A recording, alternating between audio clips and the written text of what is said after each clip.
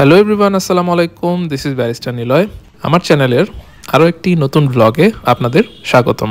আশা করছি সবাই ভালো আছেন, সুস্থ আছেন।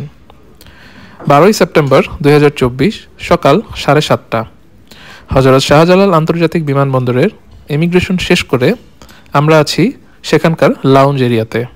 আমাদের এবারের গন্তব্য ভূস্বর্গ কাশ্মীর। দুঃখজনক বিষয় হচ্ছে বাংলাদেশ থেকে কাশ্মীরে সরাসরি কোনো বিমান সুবিধা নেই। বাংলাদেশ থেকে প্রথমে যেতে হবে কলকাতা বা দিল্লিতে, সেখানে ট্রানজিট নিয়ে কলকাতা বা দিল্লি থেকে শ্রীনগর এয়ারপোর্টে যাওয়া যাবে। আমাদের প্রথম গন্তব্য ছিল বাংলাদেশ থেকে কলকাতা। কলকাতাতে আমাদের ট্রানজিট সময় ছিল 5.5 ঘন্টা। সকাল ঠিক 9টায় অন টাইমে আমাদের বিমান কলকাতার উদ্দেশ্যে ছেড়ে গেল। ইন্ডিগো এয়ারওয়েজে বাংলাদেশ টু কাশ্মীর এবং Kashmir to Bangladesh up down দুইজনের টোটাল টিকিট কস্ট ছিল ডিসকাউন্ট সহ 53,000 টাকার মতো, যেটা বুকিংয়ে আমাকে সহায়তা করেছে শেয়ার ট্রিপ। সকাল 9:30টার মধ্যেই আমরা পৌঁছে গেলাম কলকাতা নেতাজি সুভাষচন্দ্র বোস এয়ারপোর্টে। এখানে আমাদের ট্রানজিট ছিল 5.5 ঘন্টা। আমাদের পরবর্তী ফ্লাইট বেলা 3:30টায়, যেটা কলকাতা থেকে সরাসরি শ্রীনগর চলে যাবে। এখানে আমরা এই ট্রানজিটের সময়টুকুতে ডিউটি ফ্রি জোনগুলো ঘুরে ঘুরে দেখেছিলাম, আর এখানকার ফুড কোর্টে আমরা দুপুরের খাবারটা সেরে নিয়েছিলাম।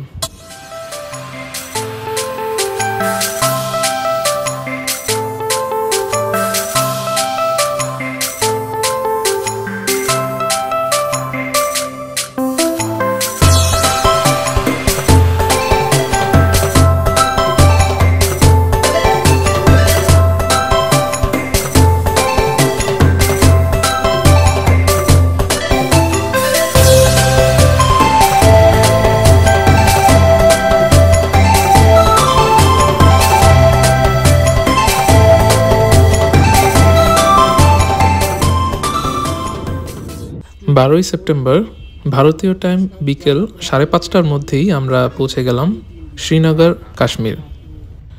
এয়ারপোর্টের বাইরে আমাদের পিক করার জন্য গাড়ি রেডি ছিল। এখানে বলে রাখি, হ্যাসেল এড়ানোর জন্য এবার আমি কাশ্মীর ট্যুরের প্যাকেজ নিয়েছিলাম। দি ট্রাভেল গ্রুপ নামক একটি ট্যুর এজেন্টের কাছ থেকে। 25,000 টাকা করে জনপ্রতি, টোটাল 50,000 টাকায় ওদের প্যাকেজটি আমি নিয়েছিলাম। প্যাকেজ ইনক্লুডেড ছিল এয়ারপোর্ট থেকে পিক আপ এবং ড্রপ অফ, কাশ্মীরের বিভিন্ন ডেস্টিনেশনে ওদের গাড়িতে করেই ঘোরাঘুরি, বিভিন্ন ডেস্টিনেশনের হোটেলগুলো, ব্রেকফাস্ট এবং ডিনার। 12ই সেপ্টেম্বর আমাদের শ্রীনগরের হোটেল দি ক্যাসেলে চেক ইন করে আমরা চলে গিয়েছিলাম লালচকে। লালচক এরিয়াটা কিছুক্ষণ ঘোরাঘুরি করে আমরা হোটেলে ফিরে সেদিনকার মতো আমাদের যে প্যাকেজ ইনক্লুডেড ডিনার ছিল সেটা করে নিয়েছিলাম। ডিনারে ওরা সার্ভ করেছিল কাশ্মীরি বাসমতি চালের ভাত, কাশ্মীরি চিকেন চিলি, পনির মশলা আর রাজমার ডাল। 13ই সেপ্টেম্বর খুব সকালে আমরা ব্রেকফাস্ট সেরে শ্রীনগরের হোটেল থেকে চেক আউট করে নিলাম। আমাদের আজকের গন্তব্য পেহেলগাম। শ্রীনগরের অলিগলি বাজার ধরে আমাদের গাড়ি এগিয়ে যেতে লাগলো পেহেলগামের দিকে।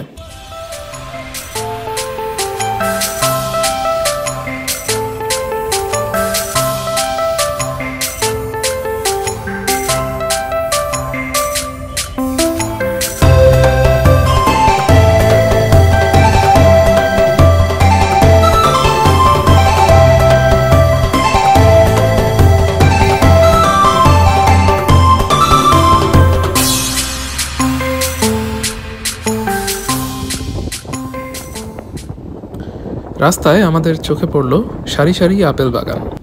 কাশ্মীরের এই সিজনটি হচ্ছে পাকা আপেলের সিজন। আমরাও এই সুযোগ মিস করলাম না, নেমে পড়লাম একটি আপেল বাগানে।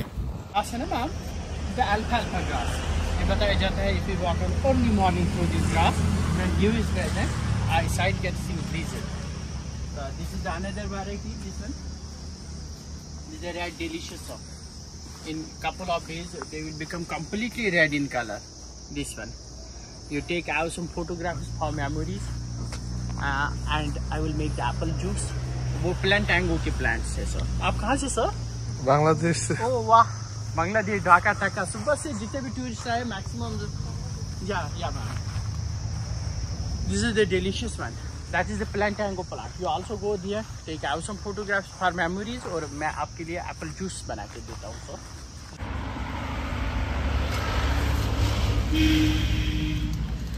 আপেল বাগানটি আমরা বেশ কিছুক্ষণ ঘুরে দেখলাম, বিভিন্ন প্রজাতির ফ্রি আপেল টেস্ট করলাম, আর ওরা আপেল জুস বিক্রি করে মেইনলি এই বাগানগুলোতে, তো আমরা জুস অর্ডার করেছিলাম।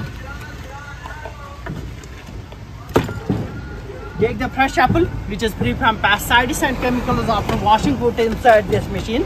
Then after only apply the muscular power. So this is the cold press juice, and if it is made for this with the help of this electricity, and then these water soluble vitamins does not remain here. So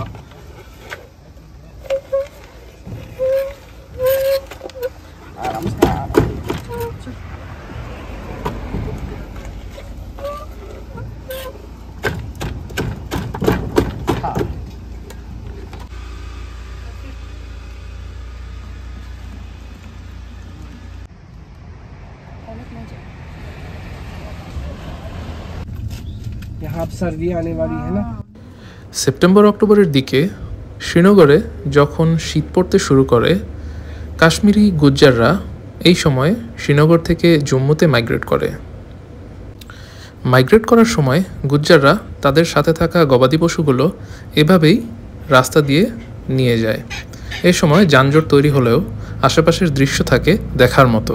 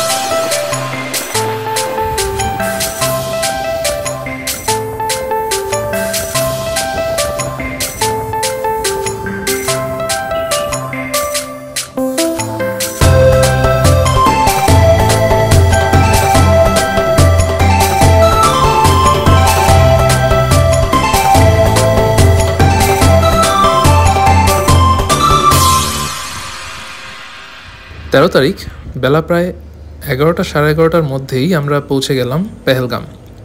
পেহেলগামে আমাদের hotel ছিল hotel Bombay palace. অত্যন্ত মনোরম পরিবেশ ঘেরা এই হোটেলে আমরা এক রাত স্টে করেছিলাম।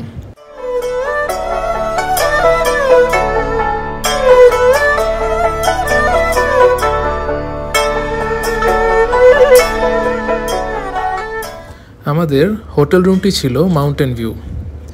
হোটেল রুমের জানালা থেকে পেহেলগ্রামের এত সুন্দর একটি দৃশ্য দেখা যাচ্ছিল, সেটা আসলে ক্যামেরাতে কতটুকু ধরা পড়েছে জানি না, কিন্তু বাস্তবে এটা আরও বহুগুণে বেশি সুন্দর।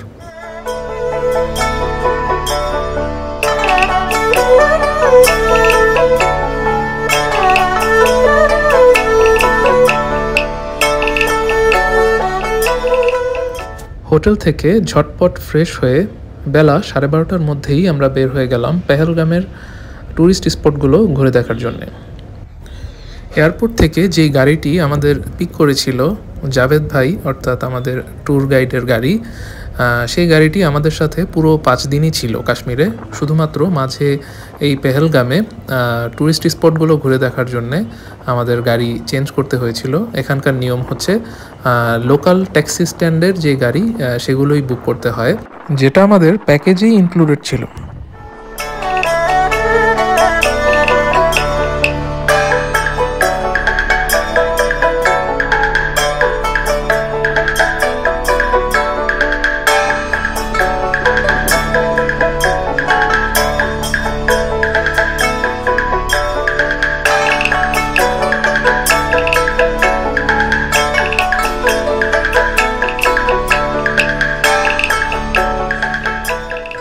প্রথমেই আমরা চলে আসলাম অরু ভ্যালি। প্রকৃতি যে কতটা সুন্দর, এখানে না আসলে, খালি চোখে তা উপভোগ না করলে বোঝার আসলে কোনো উপায় নেই।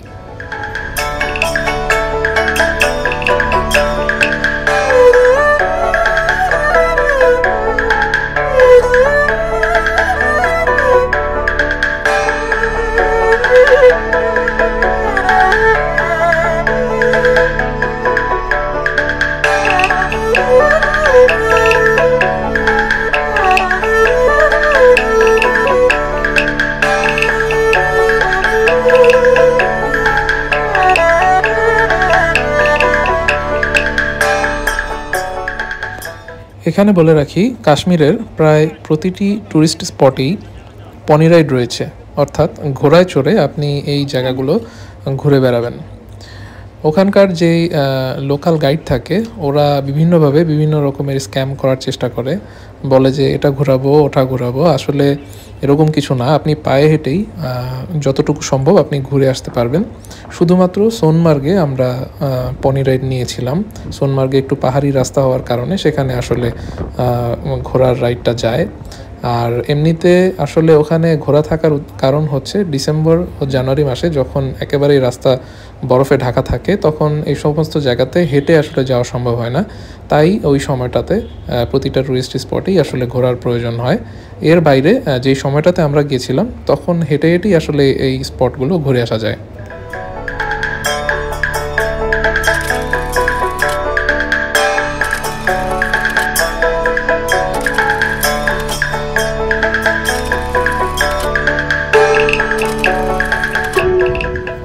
পেহেলগামে আমাদের পরবর্তী গন্তব্য ছিল চন্দনবাড়ি।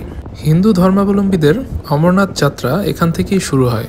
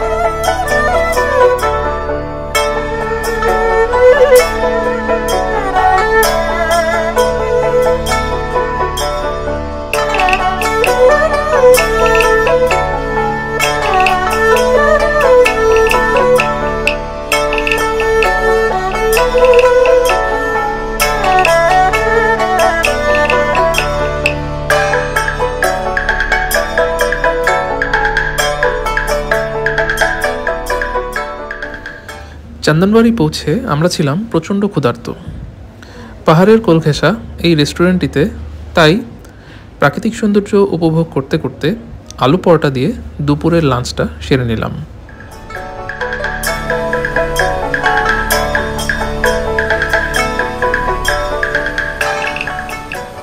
পেহেলগামে আমাদের সর্বশেষ গন্তব্য ছিল বেতাব ভ্যালি। বলিউডের জনপ্রিয় সিনেমা বেতাবের শুটিং হয়েছিল এই স্পটটিতে।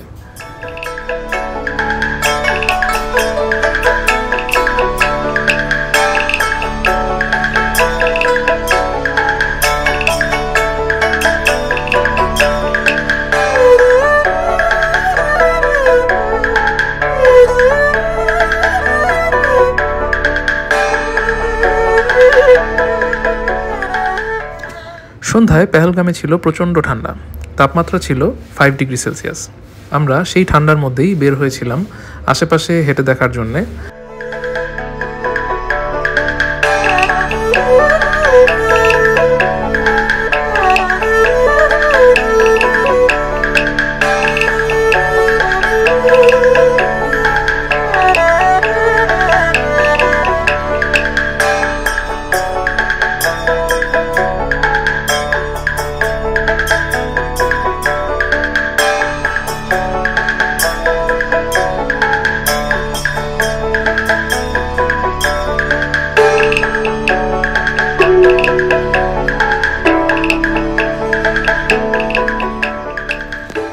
হাঁটতে হাঁটতে চলে আসলাম আমরা এই আঙ্কেল আন্টির চায়ের দোকানে। তারা ভেড়ার দুধ দিয়ে চা তৈরি করে, যেটা সেখানে অত্যন্ত জনপ্রিয়। অনেক বলিউড সেলিব্রিটিও নাকি তাদের দোকানে চা খেয়েছেন।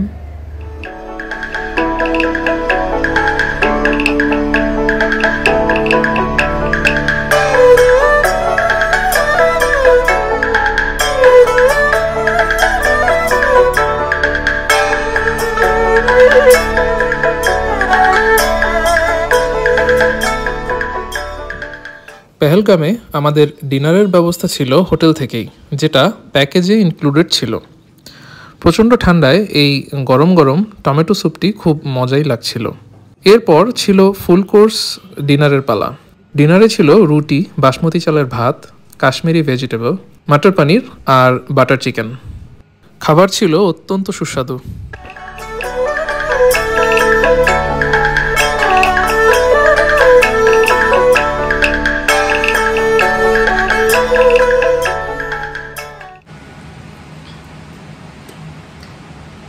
কেমন? কাশ্মীর ট্যুরের দ্বিতীয় পর্ব দেখার আমন্ত্রণ জানিয়ে আমার এবারের ব্লগটি এখানেই শেষ করছি।